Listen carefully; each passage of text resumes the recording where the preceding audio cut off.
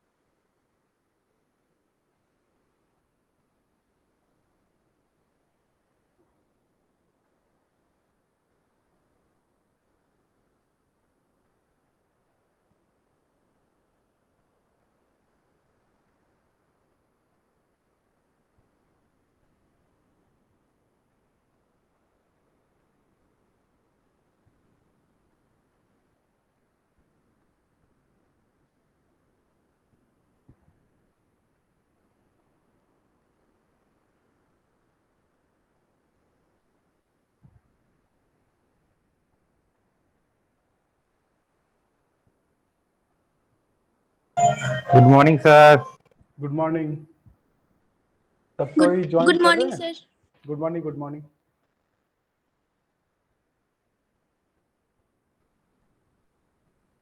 So Ashish actually works in this high energy physics. So everybody who has some interesting, he actually works in this this black hole and wormhole and space physics. So if anybody has question after this session, so you can interact with him. Okay.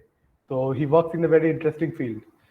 If you are interested to work in this kind of field in future, in your MSc project or pursuing PhD in this kind of problem, you should talk to people like him to get more insight into it. Okay. So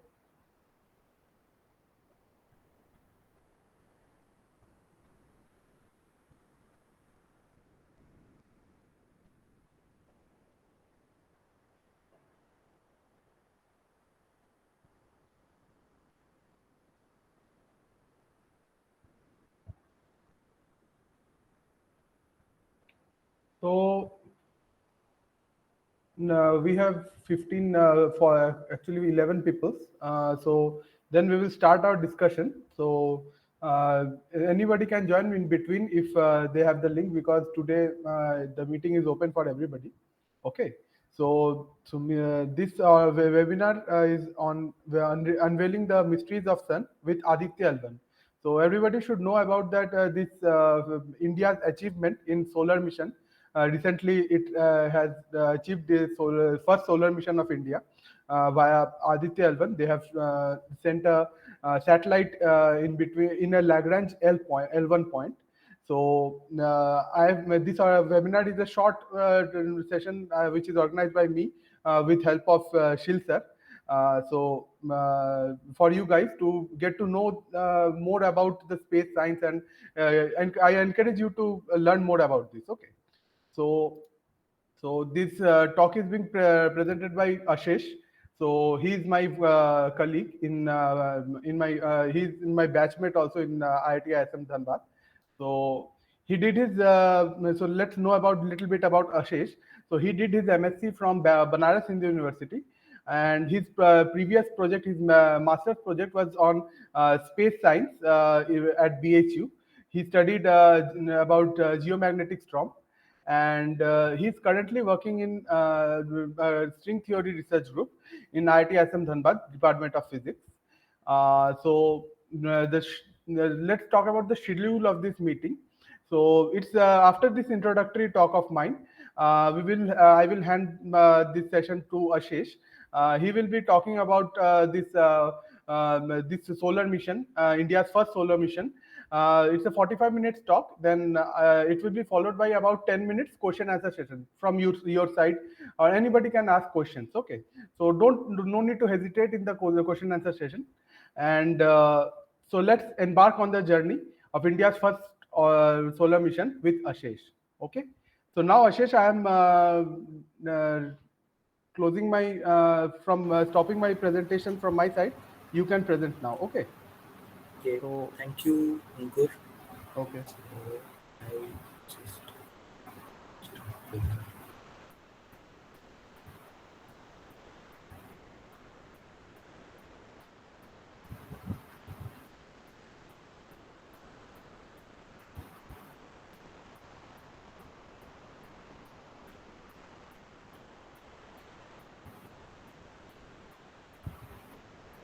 My screen is visible. Yes, yes, you are presenting fine. Okay, you start. Okay.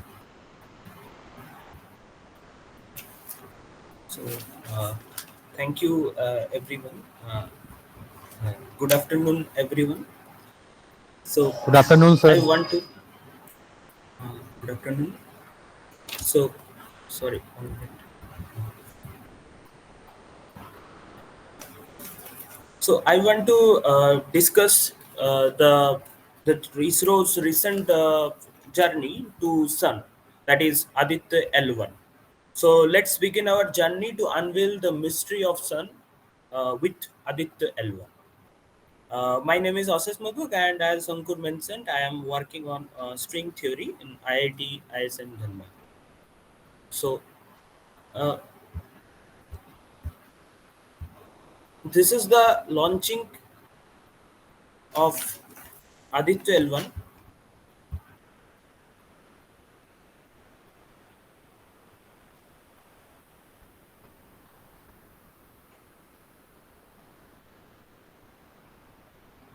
So, what's better way to start than watching the successful launch of India's first solar mission, that is Aditya L1. So let's watch this movie together to commemorate the India's outstanding achievement uh, of ISRO. So this is the launching of Aditya L1.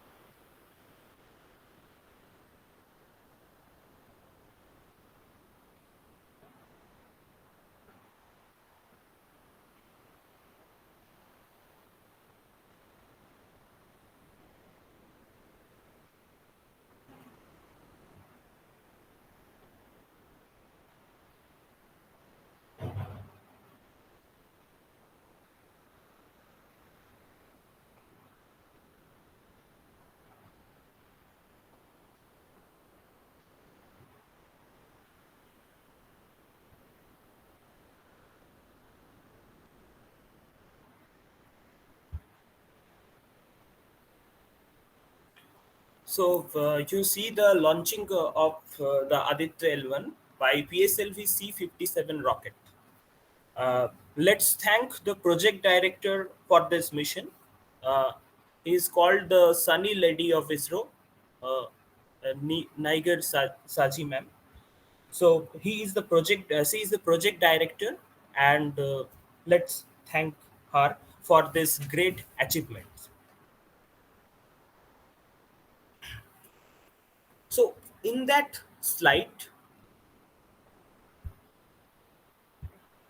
you can see the flight sequence of PSLV C-57 rocket. So what is happening here? It start from the ground and it's going to the outward space. So in between, it's the rocket start dismantling itself, and at last stage, you can see the only satellite is going to the space. Okay, so this is the process of any launching. When a rocket start, there is a many sections.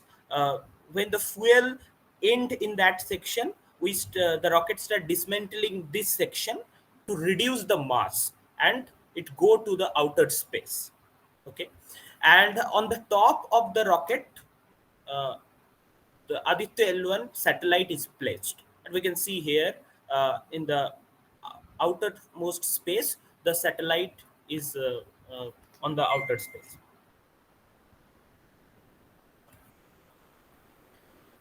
So in that slide, we can see the Aditya L1 mission trajectory. Here, you can see how the rocket will go to its destination, that is the Lagrange point 1. So I will explain all the thing, what is Lagrange point, or what is this. So let's see this first. So it is the destination of the rocket, that is Lagrange point 1, and this is the Earth. So how it will go from Earth to the Lagrange point 1? So you can see in the picture that the distance between the Lagrange point and Earth is 1.5 million kilometer. So how the rocket go? It will start uh, rotating in an orbit around the Earth, that is in the green orbit. Okay. So first it's rotating in that, and when it's reach in that point, end point, the thruster is started and it's changed its trajectory slightly. Okay, so its orbit is now becomes elliptical. Okay, and in that elliptical orbit, the velocity of the rocket is higher in that region due to the Kepler's law. So higher in that region, and in that orbit we start rocket is when the rocket is here, we start our thruster again and we change our orbit again, so our orbit becomes more bigger and more elliptic. So when the rocket is in that orbit, the most outer orbit in that, uh, there is an orbit. So if we start our thruster in that region, so the rocket can escape the gravitational pull of the Earth and it can go to the outer space. Okay, so the process here you can understand, we are using gravity to escape the gravitational pull of the Earth, because we are using the thruster by minimal amount of fuel we can escape from the Earth gravitational field. So this red line is uh, the SOI is a sphere of influence. Our sphere of influence exists, and then the rocket will go some cruise phase, and it will place its destination. That is, it will orbit around the Lagrange point 1. Okay, and it is L1 point. In the L1 point, there is no mass is there.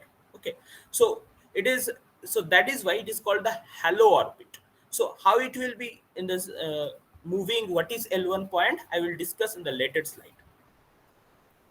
So this is the three-dimensional picture to understand what is the L1 point. Okay, so here the Earth and our satellite will placed in that point.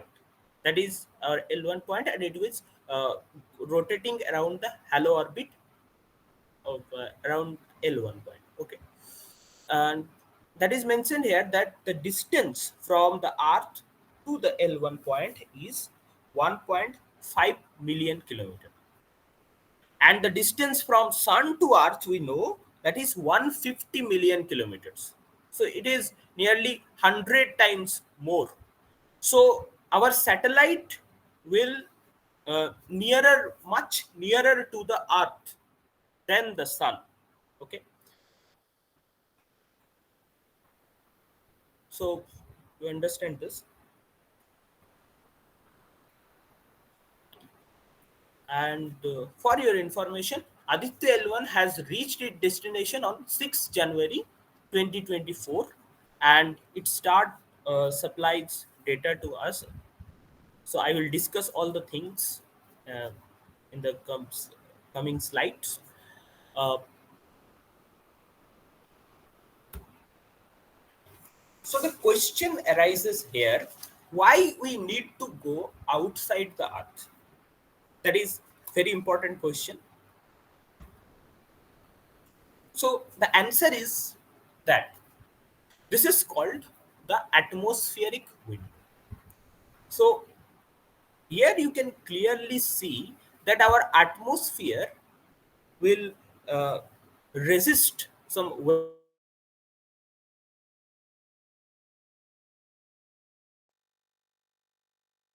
of uh, for gamma rays. It cannot pass fully. For X rays, it can pass from slight upper region, so balloons can detect this thing. So you can see the from the ground we can detect only visible region of electromagnetic spectrum and the radio waves of the electromagnetic spectrum. Okay, and all the other radiations will be uh, restricted by our Earth's atmosphere. So we cannot see the maximum uh, spectrum of the maximum wavelengths of our electromagnetic spectrum. So we cannot study fully the outer bodies, okay, from the ground. So we have to go out of that atmosphere to see all the wavelengths. Okay, so from atmosphere, so we have to go outside the atmosphere to see all the wavelengths and study the object what you want to study fully. So you can see here that the only visible light and the radio wave is transmitted fully from the atmosphere. So in that context, uh, I can show you a very interesting thing, that you can question that our eyes only can see the visible spectrum of light. Okay, so why we can see only the visible spectrum of light? Because the visible spectrum of light is abundant to the earth than any other wavelengths, and it is very useful for our survivals. So our eyes is made only for the survival on earth. So that's why we see the visible light only. And you can ask why we cannot see the radio waves, because radio waves is also abundant, because atmosphere is allowed radio wave fully. But the radio wavelength is like it is 1 kilometer or something. So to detect radio waves we need a bigger eye, so that is not compatible with our biological body. That's why we cannot see the radio waves, and the radio waves is not much useful for our survival also.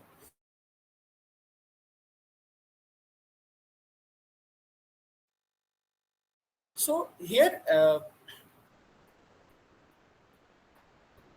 hello. uh,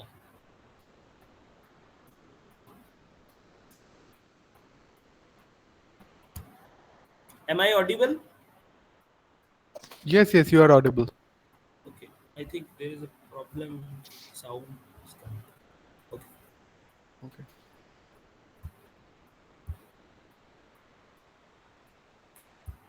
So we are discussing why we need to go outside the earth. So we understand we have to go outside the atmosphere to see all the spectrum. Okay, and there is another thing for which we have to go outside the space. That is for the Earth's magnetic field.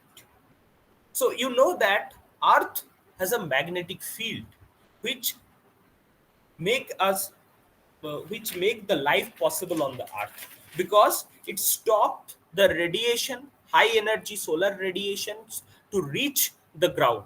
Okay, so you can see the structure of the magnetic field, that when the solar radiation interact with the earth magnetic field, it will press the front region. So magnetic field, here the spread of the magnetic field is smaller, and it will make its illustrated stretched in the uh, night regions of the earth.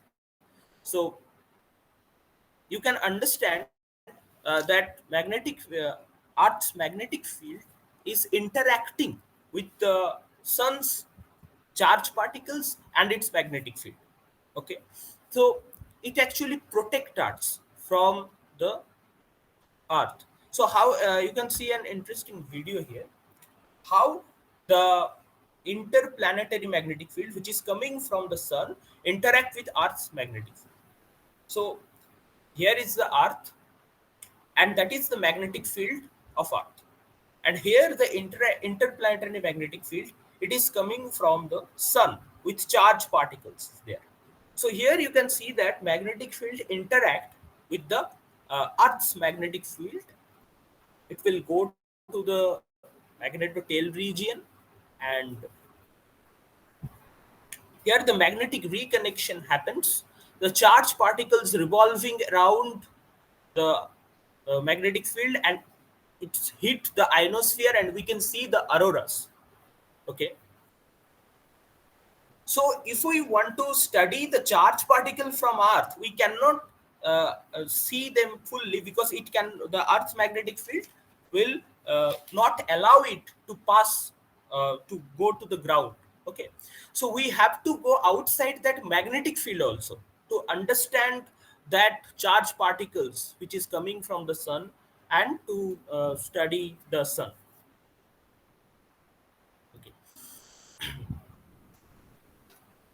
so these are the payloads of Aditya L1, which is the detectors of the Aditya L1 by which we study our sun. So Aditya L1 has a total 7 payloads. Okay, so I will discuss in next slide. Here, it is called the visible emission line coronagraph. So it is designed to study the corona and the dynamics of coronal mass ejection.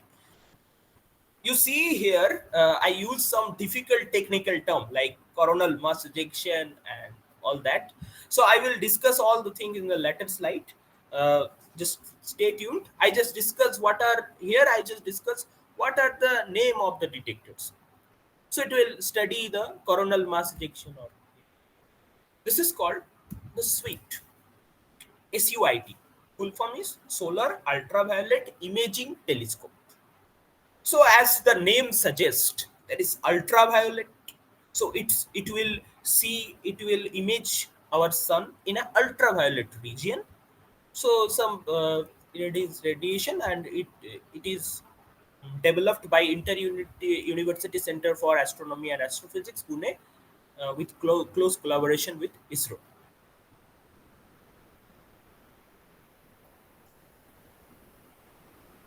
This is called the Solar Low Energy X-ray Spectrometer. So as the name suggests, it just detect the X-rays, which is soft X-ray, that is low energy X-ray. Okay, this is called the high energy L1 orbiting X-ray spectrometer. So it will detect the high energy X-rays that is coming from the sun.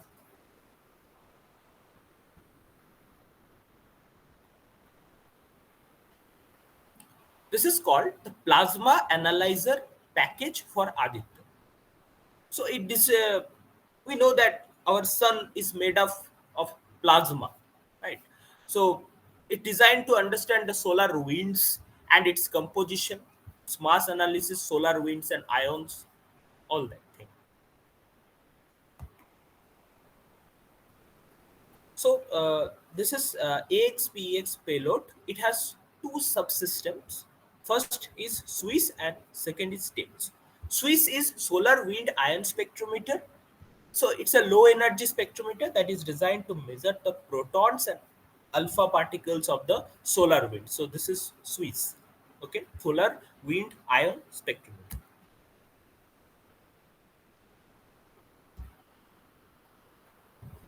This is called the STAPS, super thermal and energetic particle spectrometer. Is a high energy spectrometer that is designed to measure the high energy ions of the solar winds.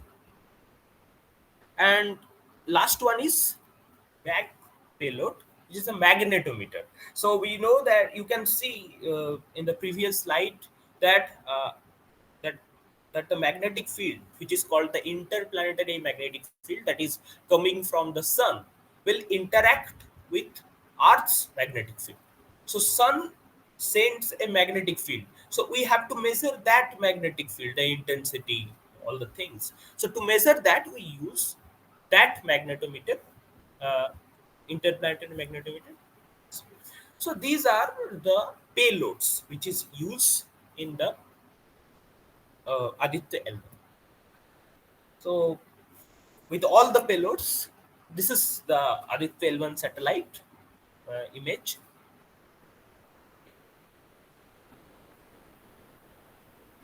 So I have used in the previous slides, that is the Lagrange point, right?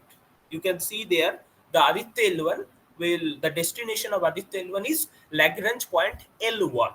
Okay, so we have to understand what is the Lagrange point.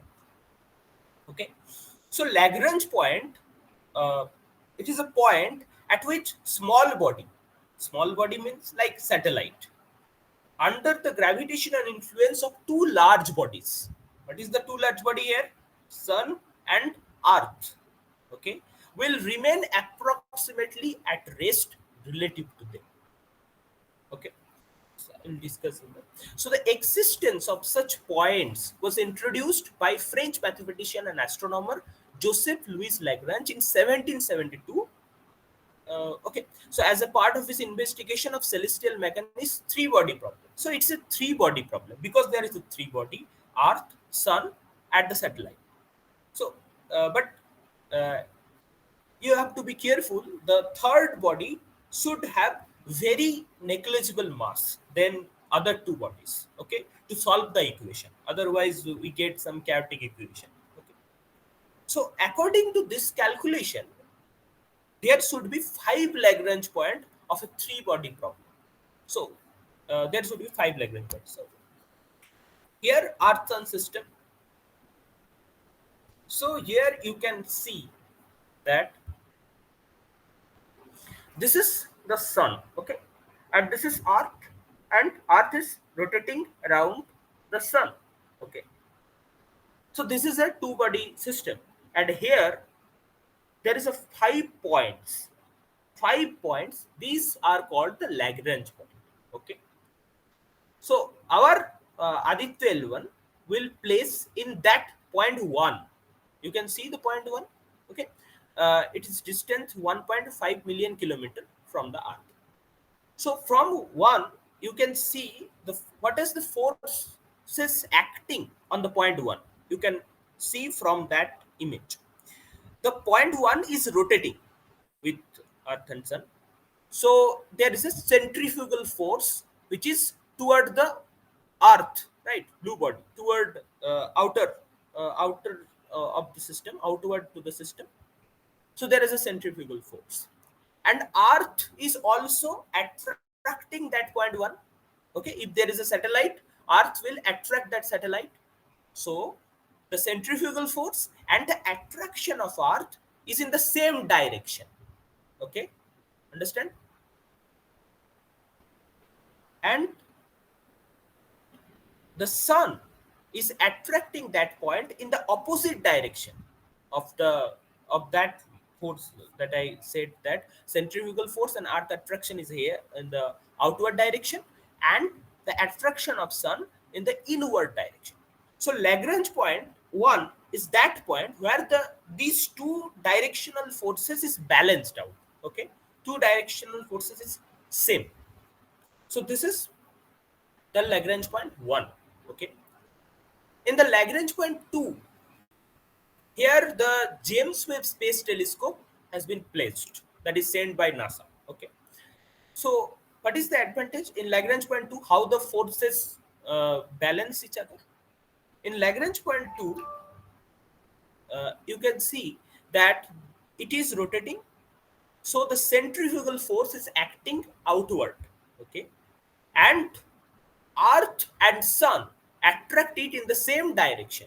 Okay, so centrifugal force which is acting outward in point 2 will balance by the total force of Earth and Sun.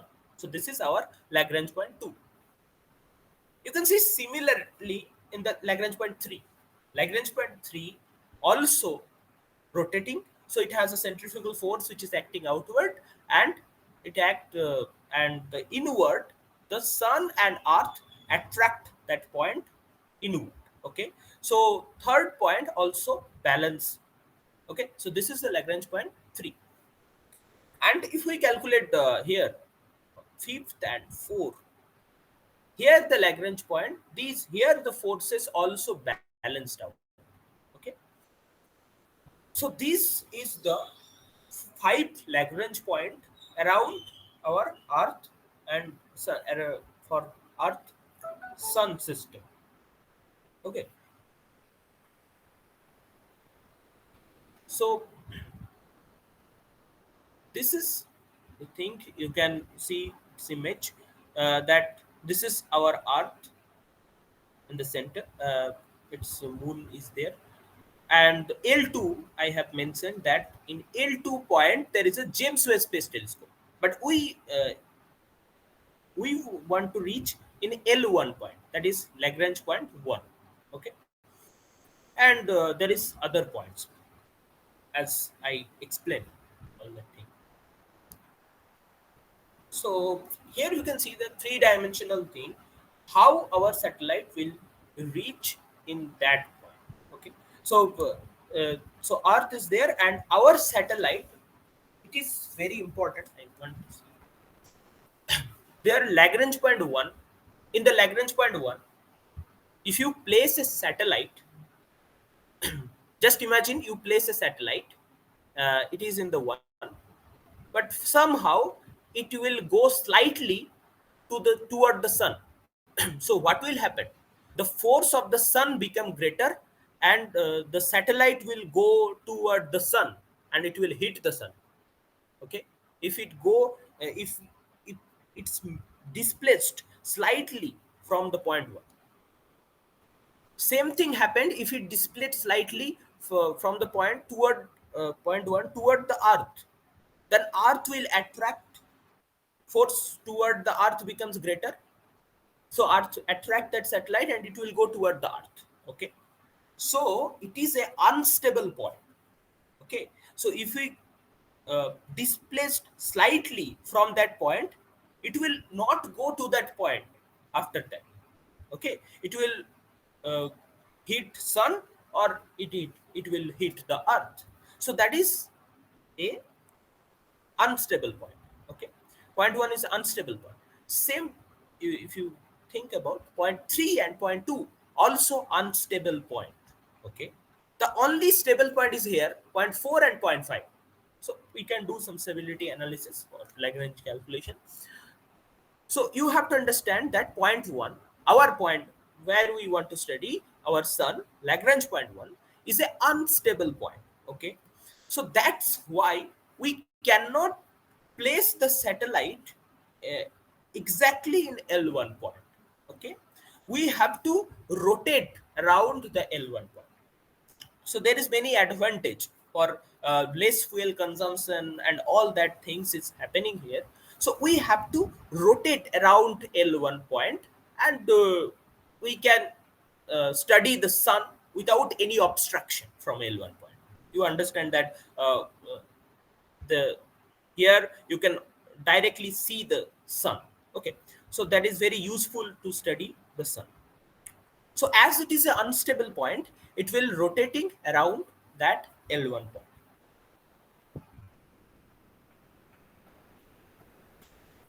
In that slide, I explain how European Space Agency, that is the Space Agency of Europe, okay, it supports how its help communicating with the Aditya L1. But here is an interesting thing happening here.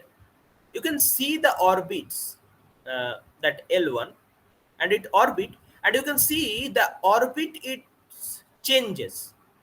You can see the circles are not in the same region. It changes its orbit slightly, and repeated. So what is happening in real situation?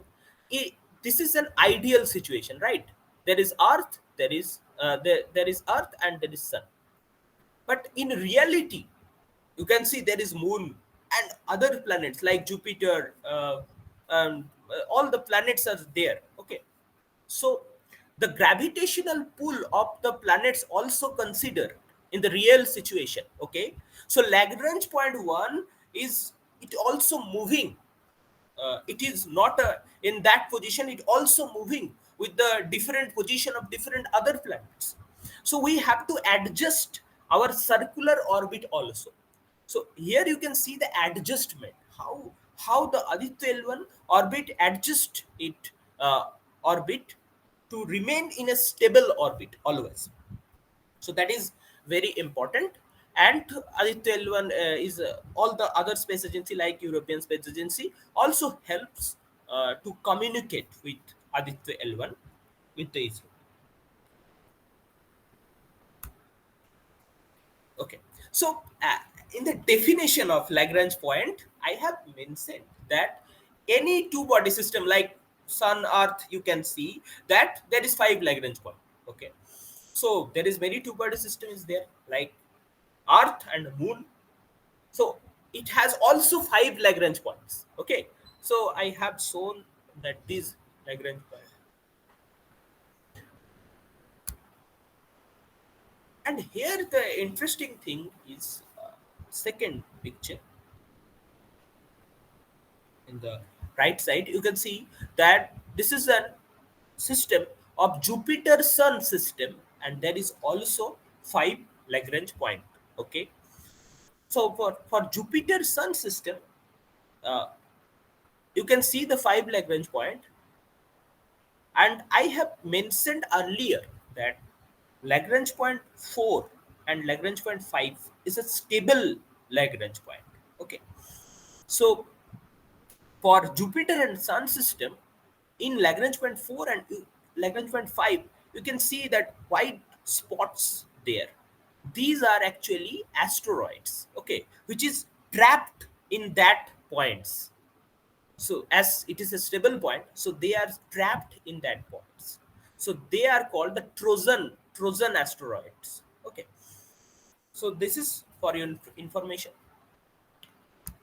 And here also interesting things that is very interesting.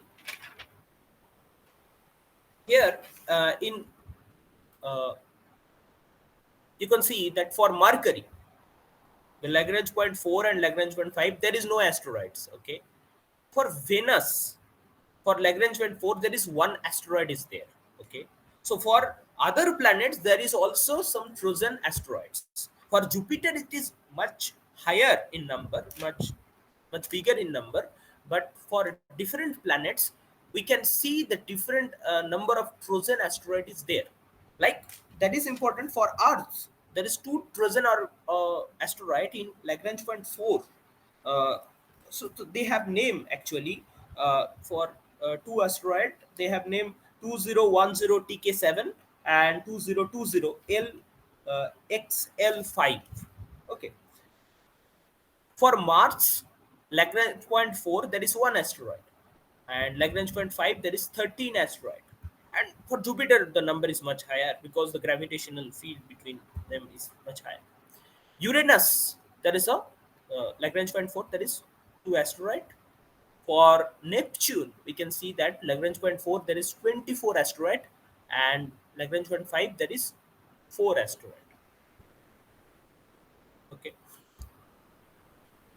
So now you understand what is the Lagrange point. Okay.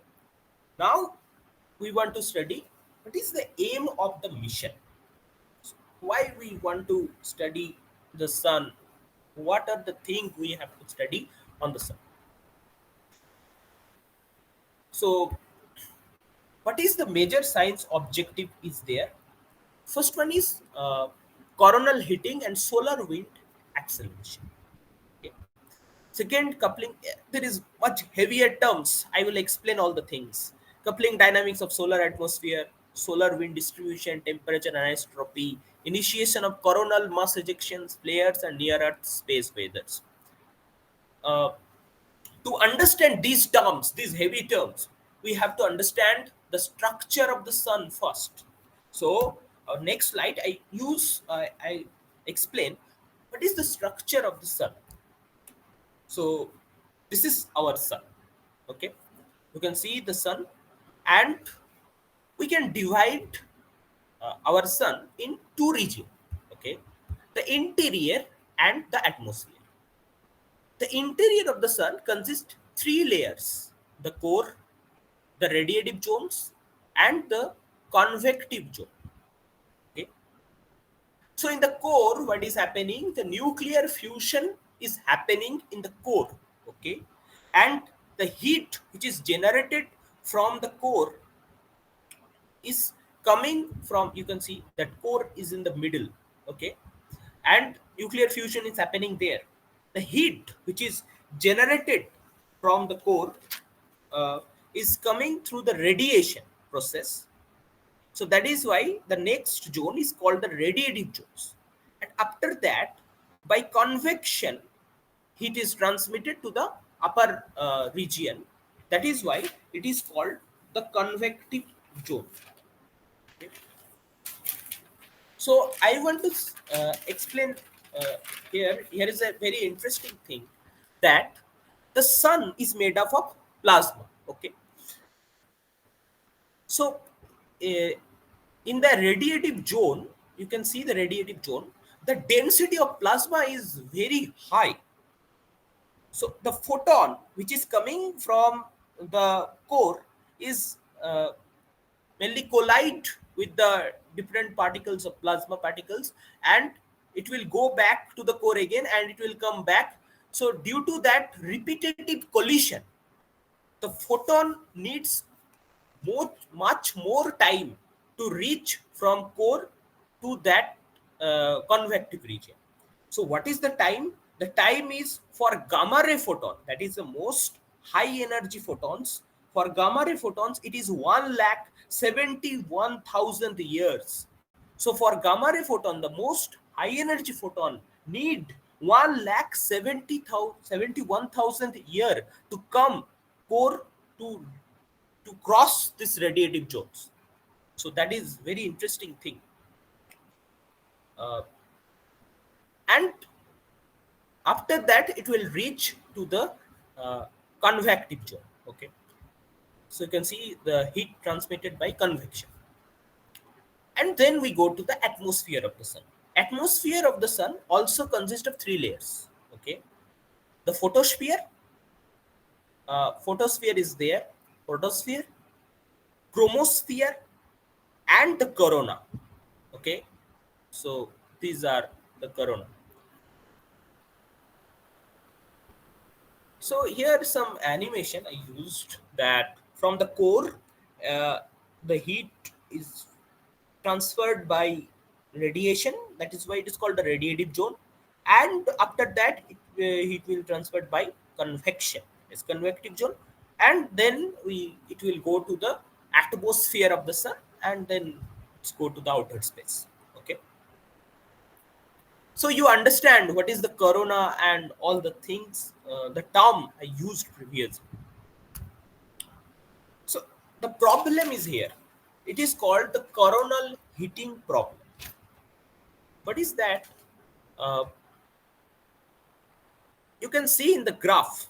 Okay, just see that region, that red region. For green graph, it is the density. Okay, so you can see the interior, photosphere, chromosphere, and then corona. So interior of the sun is there, and we go outer from the sun when we go that direction. Okay, from left to right direction, we go outside from the sun. So what we for green graph, we can see the density is the density graph, line scale is here. So the density is decreases. That is happening because we go outward the sun. Okay, but for temperature graph, you see the you you have to understand the interior, the nuclear fusion happening, the source of the heat is in the interior. Okay, so when we go outward the sun, the temperature should decrease, right? So temperature is decreasing to the photosphere. But after chromosphere, something happens. The temperature goes up rapidly. And for corona, it is very higher temperature. So that is a very paradoxical problems, like, so that is called the coronal heating problem. So uh, there is many theory which explains, but we don't know exactly how it is happening. So we have to study the sun to understand this problem. Okay, that's why the mission, this type of missions are very important. And the second thing I want to show you, which is called the differential rotation of the sun. So sun is actually not a solid body. Like Earth, it's not a solid body. It's a composed of gaseous plasma. Okay. So when it's rotate, here different latitudes in different regions, it will rotate in very different speeds. Okay.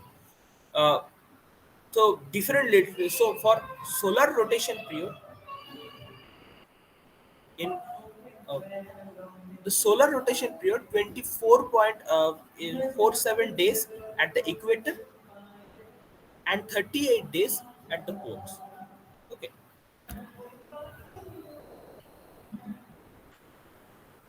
so here you can see the how the differential rotation happening here, and you can see due to that differential rotation, the magnetic field which is embedded in the solar surface also rotate with the sun, and after some time the distortion happens, and after sometimes it break down and coming from the sun surface. Okay, the blue line is the magnetic field of the sun, and due to the differential rotation it distorted and coming from the sun. Here the thing here. So in the first picture you can see the undistorted image of the magnetic field. Okay, but when it start rotating, the equator go much faster than the poles. Okay, so the magnetic field start distorted. Okay, you can see in the first rotation it start distorted. In the second rotation the distortion is much higher, and after that, after some rotation, it will come out of the sun surface. Okay, it will come out of the sun surface like this. Okay, so here I explain. So the this is that magnetic field which is coming out of the sun surface. Okay, due to the differential rotation of the sun. And what is happening here, if you go inside that magnetic field, that is the structure of the magnetic field, and that magnetic field stops the convection here. Okay, so the heat transfer is stopped in that regions.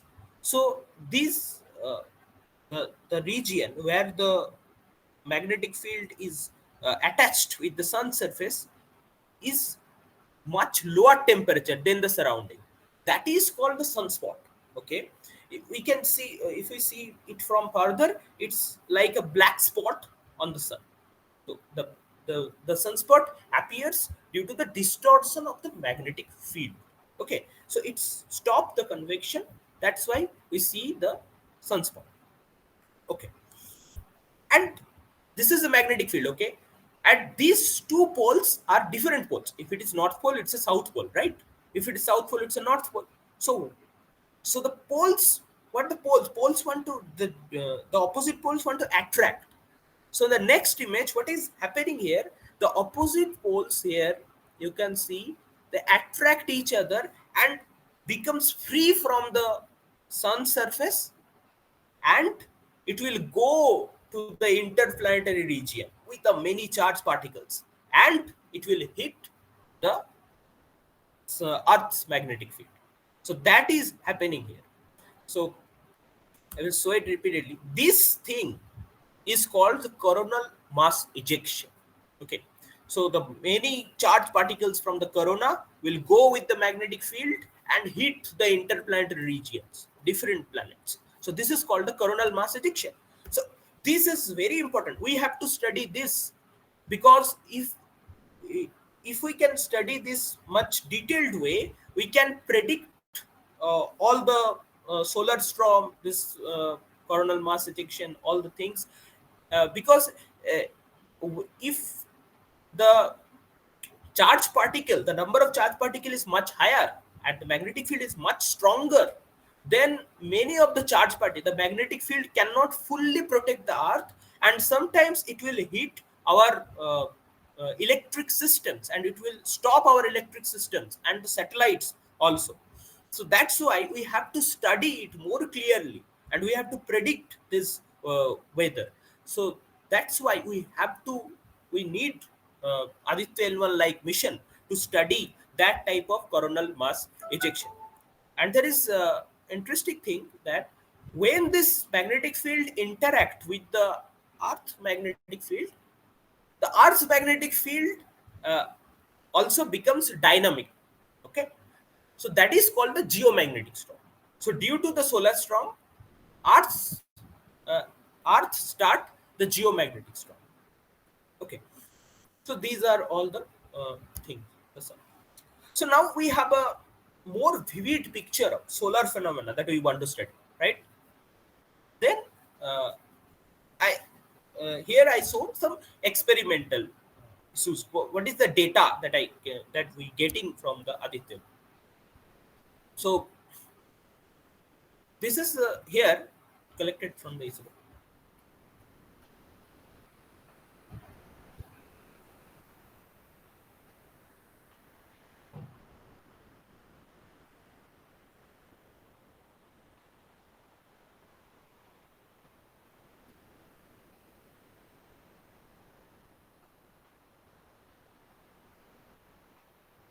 So what you see here, the suite that I mentioned earlier, the solar ultraviolet imaging telescope. The shutter of the solar ultraviolet imaging telescope is moving. So that is taken by the ISRO Aditya L1's camera that we have seen here. The shutter is changes its position. Okay. So from the suite data, so what suite? Solar ultraviolet imaging telescope, and this is the suite data. I have discussed something. Uh, the suite data, it's captured the first full disk image of the sun. Okay, like in the ultraviolet region, what is the wavelength? 2000 uh, 200 to 400 nanometer wavelength range. Okay, and sweet captures image of the sun photosphere, chromosphere in this wavelength range using various scientific filters. Okay, uh, it start you can see here on November 2023, the sweet payload was powered on. So the solar ultraviolet imaging telescope start on November 20, 2023, and it capturing image from December 6, 2023. So it start capturing image from December 6, 2023. So here the list in which wavelength it has taken. You can see there is NB, something NB1, NB2, something. There is NB and BB. What is the meaning of NB? NB is a narrow band. NB for narrow band, and BB for broadband. Narrow band, there is two filter attached with the suite. Okay, so first filter is narrow band, and the second one is broadband. Okay. In the narrow band, we can study only one wavelength. Like you can see in the data that for narrowband 1 we see 214 nanometer wavelength. In narrowband 2, 276. So it focus only one wavelength. Okay, so it will be very useful to study what is the material made of material inside the sun. In broadband, in when we go to the BB1 region, you can see there is no particular wavelength. There is a range of wavelength. Like for BB1, that is 200 to 242. Right? Here 242 to 300. So there is a range of wavelength in the nanometer scale. So I have shown some data which is taken by that. Here. It is this is for narrowband 1 filter. We can see the image. That is the wavelength, that is 214 nanometer. For narrowband 2, it is 276 nanometer. Okay. Here we see that mg2, that is a mg2 to ion actually. Here k line, there is many lines in k lines, age lines. So in narrowband 3 we actually 279 nanometer we used, and we see the mg2k lines. Okay. In narrowband 4 we study the mg2 age lines. Okay, that is 280 nanometers. It is the filter of NV5 filter. Here 283 nanometer. We see the image of the sun. Uh, NB6 filter in 300 nanometer. We see the image. These are full disk image, full image of the sun. You can see the full disk of the sun here. In NB7, we can see 388 nanometer is there. In the black region, you can see these blacks are actually sunspots. And in NB8, we see that this is a calcium to age lines. Okay. So this is 396.8 nanometer. And these are the broadband image. In broadband image, we see a range that is given in the data. We see a range of spectrum. So here we can study the full things of the sun. Okay.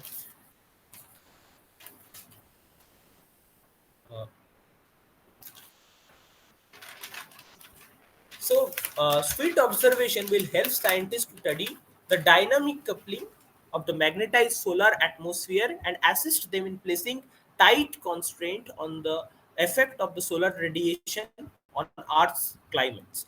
That is quoted from by ISRO. So, what is the usefulness of that output of Aditya L1? What is the use, why we study this, as I have mentioned in earlier slides, but here we understand it some elaborately. So first one is solar flare and coronal mass ejection monitoring. So as I have said that solar flare and coronal mass ejection is very important thing we have to study. So to monitor this thing, we need this type of mission. Second, solar magnetic field measurement. Know that the magnetic field is free from the sun and hit our Earth's magnetosphere. So we have to measure it.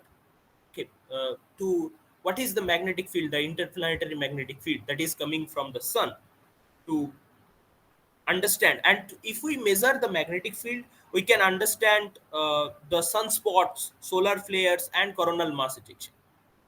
Second is heliosismology studies. What is heliosismology? That is the oscillation in sun surface.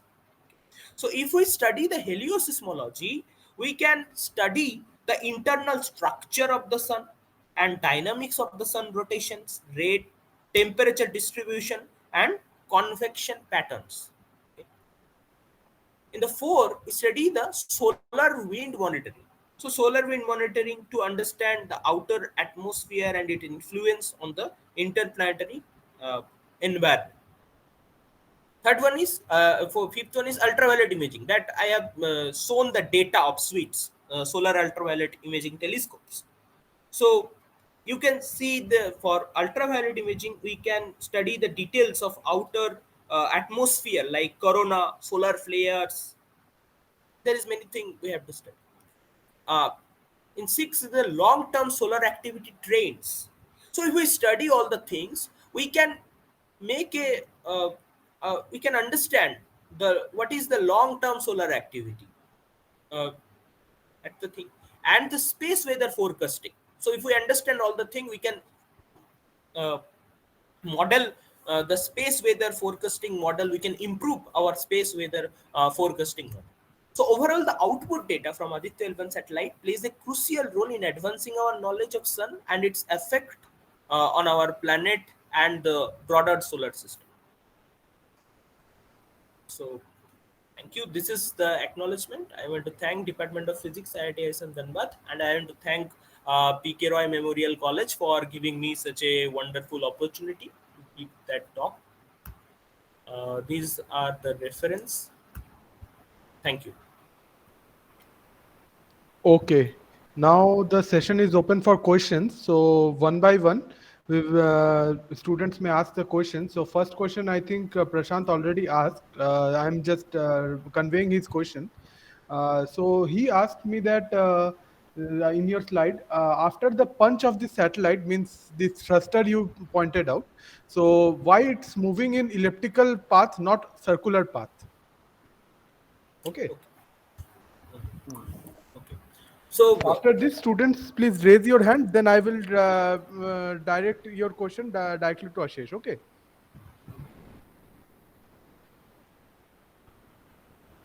here the thing is happening. Uh, the elliptical path, you know, the from the Kepler's law that aerial velocity remain conserved. Okay. So uh, if here if you can see that in the elliptical path, uh, the the satellite will move. The velocity of the satellite is much more much for circular orbit. the uh, the velocity of the satellite is nearly same in the whole orbit, but for elliptical orbit, actually the velocity of the satellite is much higher in that point. Then you can see that in the point where the thruster is started, the much higher velocity. Here the velocity is much lower. Okay, due to the Kepler's law. So we uh, for from that law we get already a much higher velocity, and then we start the thruster. So that's why the effectiveness of that thruster is much higher. So that's why we use the elliptical orbit. Okay. Okay. So anybody else having some questions?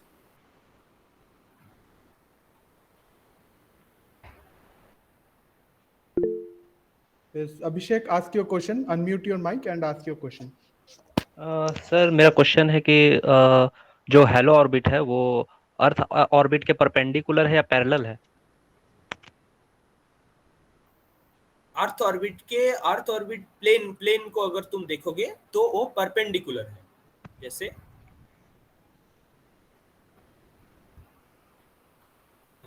I have a three-dimensional image. You can see that the plane of Sun Earth system, you want to say, this plane and the orbit is in perpendicular with the plane of orbit of the it's perpendicular. You understand? Okay, Abhishek. Sir अगर वो perpendicular है तो जैसा कि आप बोल रहे हैं अर्थ का अट्रैक्शन अट्रैक्टिंग फोर्स यानी ग्रेविटेशनल फोर्स और सैटेलाइट का जो सेंट्रीफ्यूगल फोर्स है वो दोनों एक दूसरे से मिल जाए, तो सर जब परपेंडिकुलर है तो वो मतलब सेम पैरेलल पैरेलल पैरेलल रहता तब ना होता सर, सेम डायरेक्शन में. Same direction means you want to say if it is parallel. That if it is parallel, then is much difficulty. If it no is no sir, parallel, no no no sir, my question is that अगर जो satellite है अगर वो earth orbit के parallel रहता यानी उसी plane में रहता तब ना सर सेंट्रीफ्यूगल फोर्स और अर्थ का ग्रेविटेशनल पुल एक दूसरे में एड अप हो जाता. यहाँ पर तो जो हेलो ऑर्बिट है उसका जो सेंट्रीफ्यूगल फोर्स है वो perpendicular to the force of gravitation है ऑफ अर्थ. हाँ हाँ हाँ, नहीं नहीं, हाँ तुम जो बोल रहे हो पहले इसको समझो.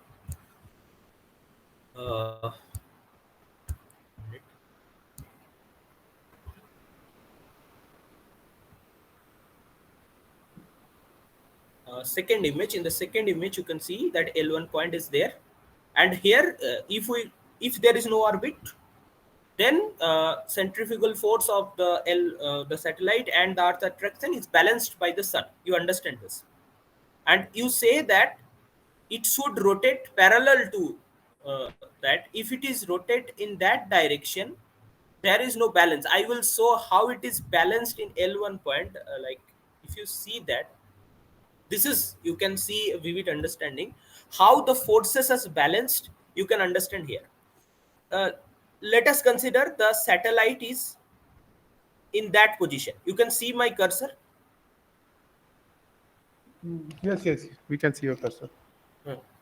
The satellite is there, that position, and the what is the attraction direction? Earth, the sun is attracted like some this line, some line, and Earth is attract it like this line. Okay, so there is this. So for one line, you can see this force has two components. So if we if we consider only Earth attraction, there is two components. First component is toward L1 point, okay, and the second component is toward the Earth, okay. For sun system, sun, when the sun attract, the component of attraction is toward L1 point. One is toward L1 point, and other is toward the sun, okay. So the L1 point is something, the component which is toward the Earth and toward the sun, which balance out, okay. So the remaining force is toward the L1 point. Both force component is toward the L1 point. So you have to balance this. So to balance this, we have a opposite directional force. That is why we have to rotate it in that plane, perpendicular plane. To balance this force toward the L1 point, the centrifugal force should be in that direction. Do you understand?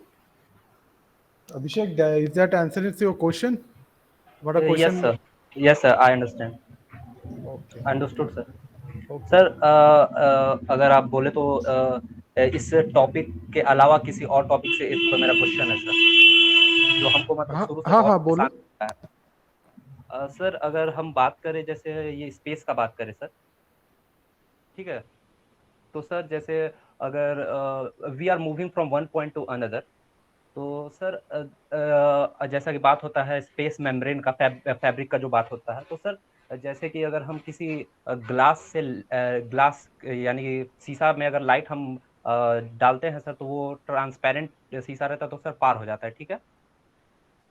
तो sir क्या हम उस space fabric को उस शीशा की तरह समझ सकते हैं सर, और हम लोग उस लाइट की तरह जो कि हम उस स्पेस फैब्रिक को सर पेनिट्रेट करके जा रहे हैं, या फिर are we just pushing that fabric sir?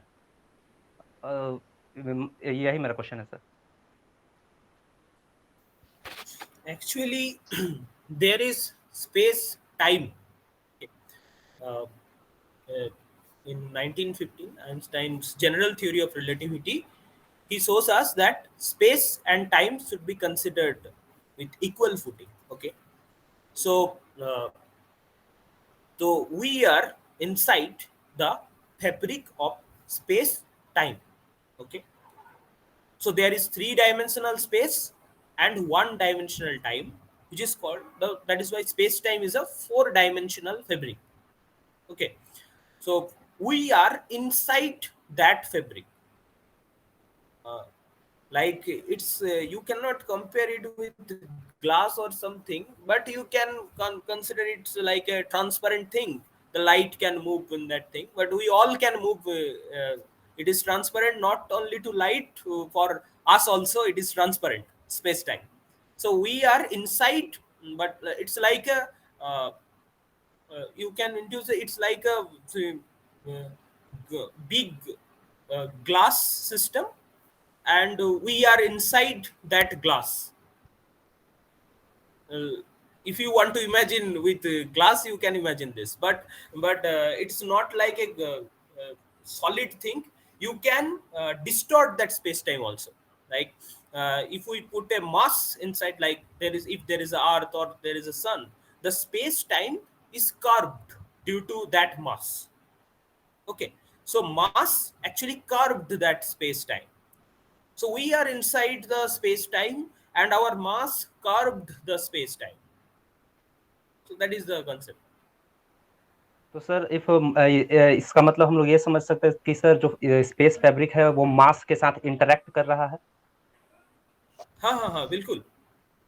मास के साथ मतलब वो बोलता है energy, if you see the Einstein's equation, that is the energy momentum tensor. Okay, so if you easily, if you understand, it's interact with mass and energy also, because mass is also equivalent to energy, equal to mc square. So it's interact with light also. Understand? If there is a system like earth, and if you want to pass a light beside the earth, the due to the gravitational curvature, actually the gravity is actually curvature of space time. Due to that curvature, because I said that mass affect the space time, mass curve the space time.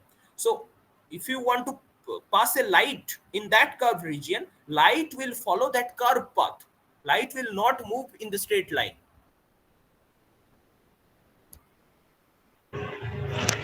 Okay. Anybody else have question? Hello. No, sir. Okay. So, Sir, uh-huh. why satellite is always in golden color? Is there any specific reason? Golden color is there is some material I think used due to the protection. Gold is, all the satellite is golden color. I have no idea about that. But for Aditya L1, the material color is the material which is used protection. I think the material there is some gold is there. I don't know actually exactly.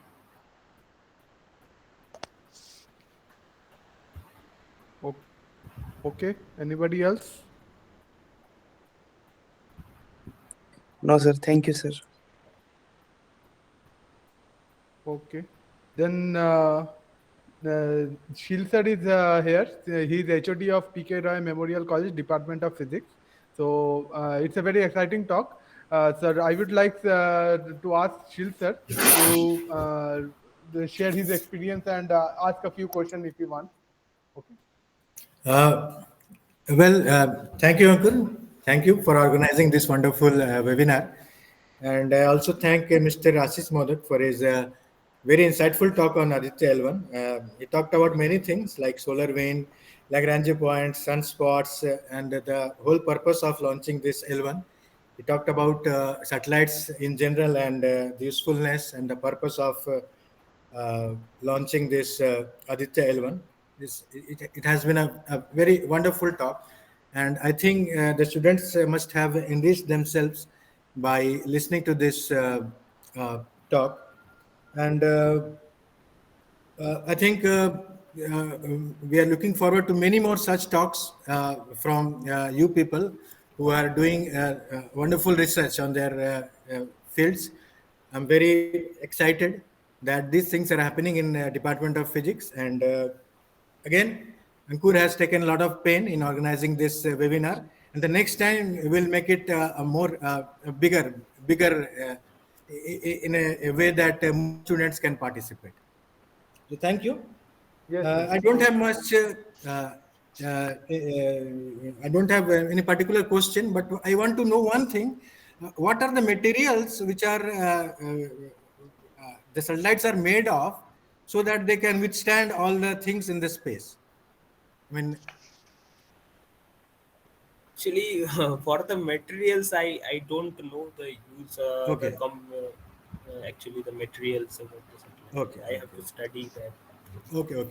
Anyway, good. It was a very good talk, and I also thank the students who have shown interest and have participated in the whole webinar, and they have behaved themselves very wonderfully. And that's all from my end. And I thank you, Ashish, and I congratulate you and best of luck for your future. So thank you, Ashish, for the this wonderful talk, as sir has mentioned. So now we will be ending our talk. So if someone has question, I will give Ashish And email Ankur, one ID. thing, sorry to Yes, sir. interrupt. I'll put a Google Form link in the chat box so that we can record the students who have participated. Okay, sir. Okay, Please I'm put putting the that link. one. So Model every system. student, please fill out the Google form before leaving the this meeting to keep this attendance. Okay. Let me put it.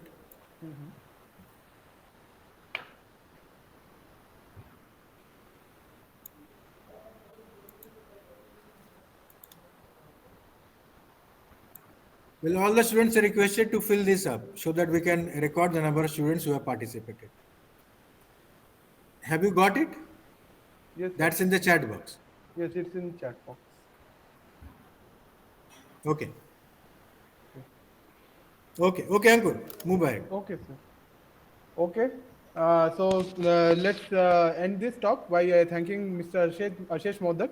And if somebody has other question regarding his research and there are many questions if we talk about Einstein's general theory of relativity and the space-time topic, this space-time curvature, which one student asked. So it's very interesting things. We may again ask Ashish to give a short talk on this, or I can give a mail ID of Ashish, so you can talk to him directly. Okay. So let's end this talk here. Thank you for everybody for appearing here. Okay. I'm ending the call now. Okay.